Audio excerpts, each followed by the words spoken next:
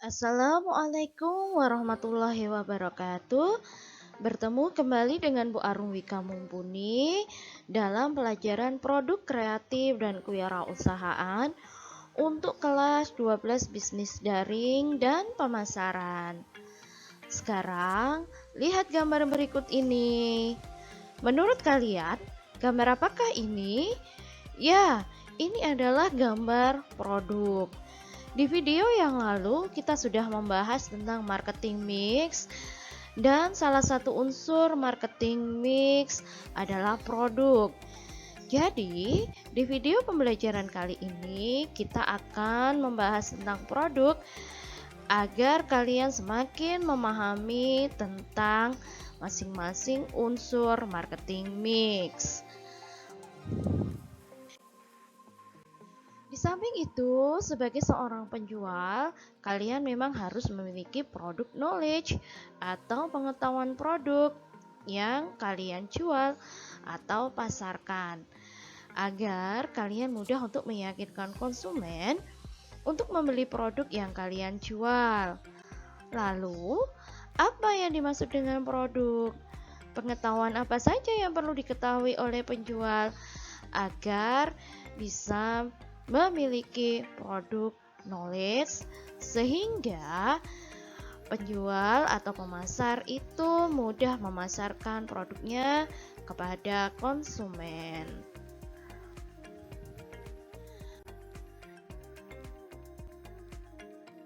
Apa yang dimaksud dengan produk?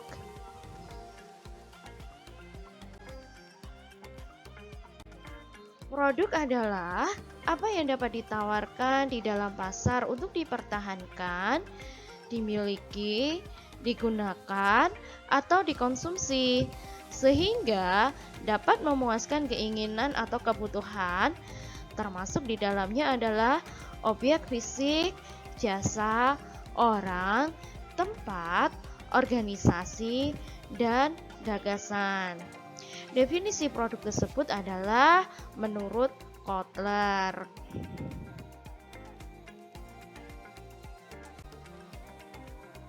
Pertama harus diketahui adalah tingkatan produk. Produk sendiri memiliki beberapa tingkatan yang disebut tingkatan produk. Terdapat 5 tingkatan produk, yaitu yang pertama adalah manfaat inti, atau kalau di dalam bahasa Inggris biasa disebut dengan core benefit. Berarti dia kalau di dalam lingkaran dia di paling dalam ya, karena dan dia paling kecil. Di sini yang dimaksud dengan manfaat inti atau produk inti atau core benefit adalah manfaat yang memang sebenarnya dibutuhkan dan akan dikonsumsi oleh pelanggan dari produk yang kita jual. Yang kedua adalah produk dasar, atau kalau di dalam bahasa Inggris biasa disebut dengan basic product. Basic product adalah produk dasar yang memenuhi fungsi produk paling dasar atau rancangan produk minimal sehingga produk tersebut dapat berfungsi. Yang ketiga adalah produk yang diharapkan. Ya, di lingkaran yang nomor 3 ya, yang warnanya sudah mulai muda, dapat muda. Kemudian kalau di dalam bahasa Inggris adalah expected product yang berada di luar lingkaran dari basic product. Expected product atau produk yang diharapkan itu adalah serangkaian atribut-atribut produk dan kondisi-kondisi yang diharapkan oleh pembeli pada saat membeli suatu produk yang kita jual. Yang keempat adalah produk tambahan. Di sini berada di lingkaran yang berwarna kuning ini. Atau kalau di dalam bahasa Inggris biasa disebut dengan augmented product. Ini berada di luar lingkaran expected product. Ya, produk tambahan atau augmented product yaitu berbagai atribut produk yang dilengkapi atau ditambahi berbagai manfaat dan layanan sehingga dapat menambah kepuasan konsumen dan produknya itu dapat dibedakan dengan produk asing atau produk yang lain. Yang nomor 5 adalah produk potensial, atau kalau di dalam bahasa Inggris disebut potensial produk. Nah, potensial produk yaitu segala macam tambahan dan perubahan yang mungkin dikembangkan untuk suatu produk di masa yang akan datang.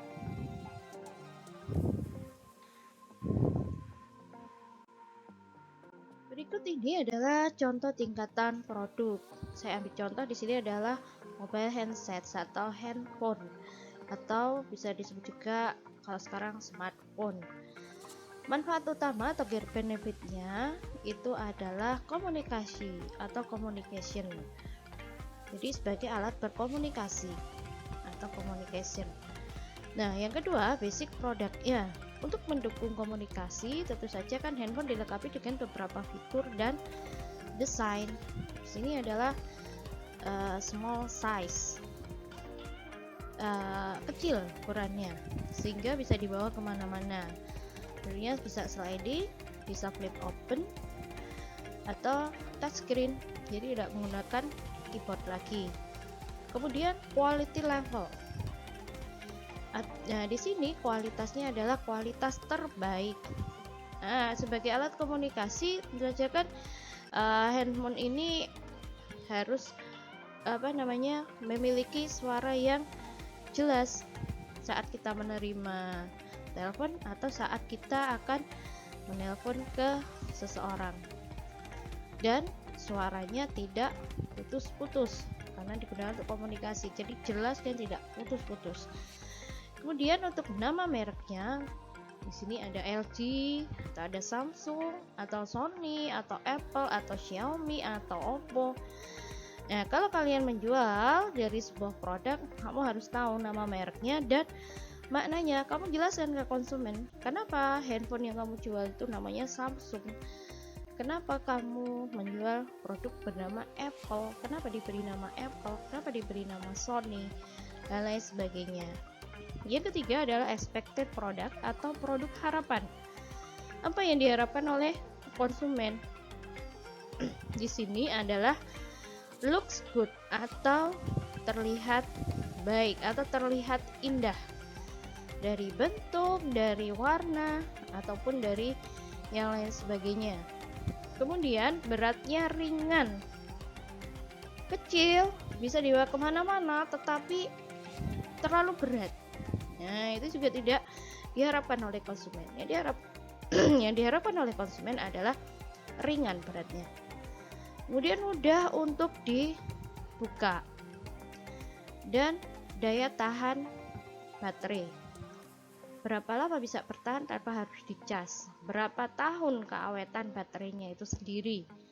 Kemudian harapan konsumennya tentu saja adalah mudah untuk dioperasikan. Yang keempat, augmented product atau produk tambahan. Augmented product atau produk tambahan. Di sini, ternyata di handphone itu sudah ada MP3 player. Ini tambahan ya, sehingga konsumen bisa kemana-mana bawa alat komunikasi, tapi juga bisa digunakan untuk mendengarkan musik untuk MP3 player, atau bisa juga kamera. Jadi sudah tadi bawa alat komunikasi, tapi sudah dilengkapi dengan kamera juga, sehingga bisa untuk foto dan lain sebagainya. Dan tentu saja tambahan-tambahan inilah yang akan membedakan dengan produk-produk yang lainnya.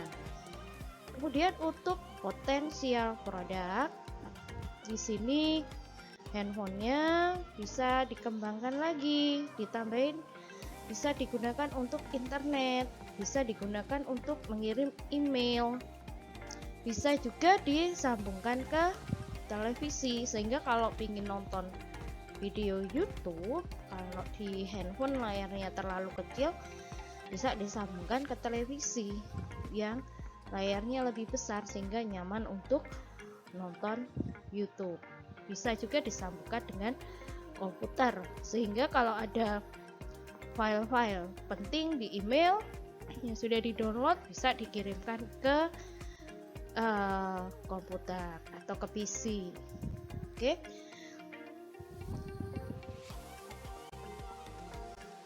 Pengetahuan kedua yang harus dimiliki oleh seorang pemasar adalah klasifikasi produk. Nah, produk sendiri bisa diklasifikasikan menjadi beberapa kelompok, yaitu bisa berdasarkan wujudnya. Di sini ada barang dan jasa. Kalau barang itu merupakan produk yang berwujud fisik, sedangkan kalau jasa itu berupa aktivitas, manfaat, dan kepuasan yang ditawarkan untuk dijual. Kemudian yang kedua adalah berdasarkan pada aspek daya tahan. Ya, ada dua ya di sini, tidak tahan lama dan tahan lama. Kalau yang ketiga adalah berdasarkan tujuan konsumsi. Di sini ada produk konsumsi dan produk industri. Kalau produk konsumsi itu merupakan suatu jenis produk yang bisa langsung dikonsumsi atau bisa langsung digunakan oleh konsumen. Sedangkan kalau produk industri itu adalah suatu jenis produk yang masih memerlukan pemrosesan lebih lanjut untuk mendapatkan manfaat tertentu.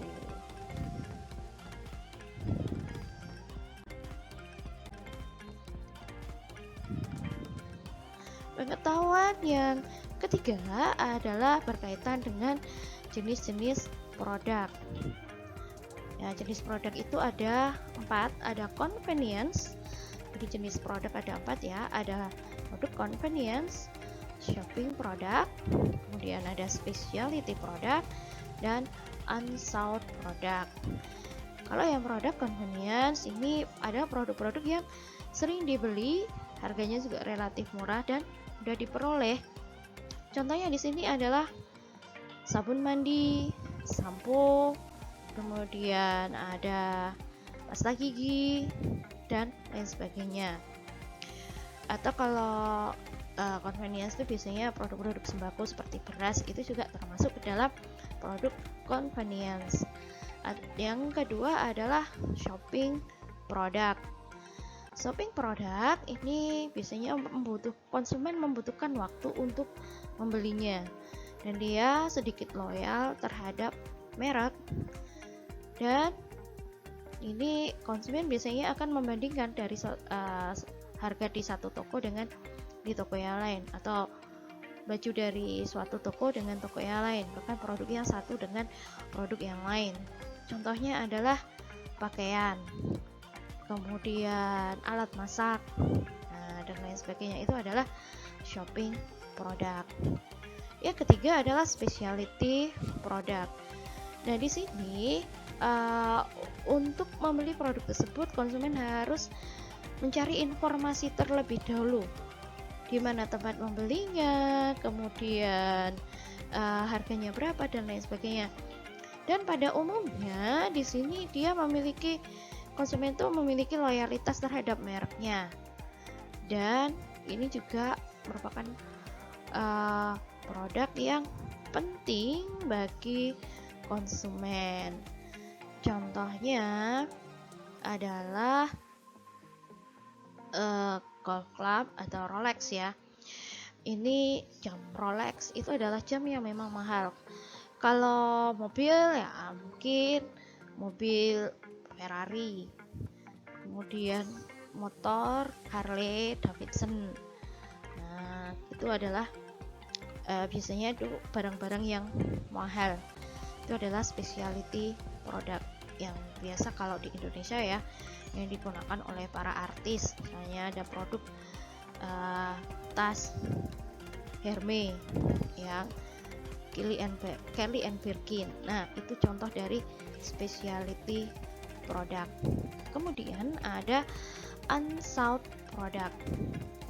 Unsought product itu adalah produk yang pada awalnya tidak diperhatikan sebelum kebutuhan itu muncul, dan dia perlu iklan atau penjualan pribadi. Contohnya adalah asuransi, kemudian Nissan yang untuk ukuran itu ya. Nah, itu kan awalnya dia tidak diperhatikan sebelum kebutuhan itu muncul. Nah, itu namanya unsought product. Ini contohnya asuransi, kemudian Nissan dan lain sebagainya.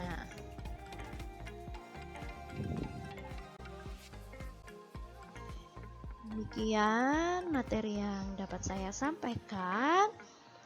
Nah, saya yakin kalian pasti sudah bisa menjawab pertanyaan-pertanyaan yang saya sampaikan di awal tadi.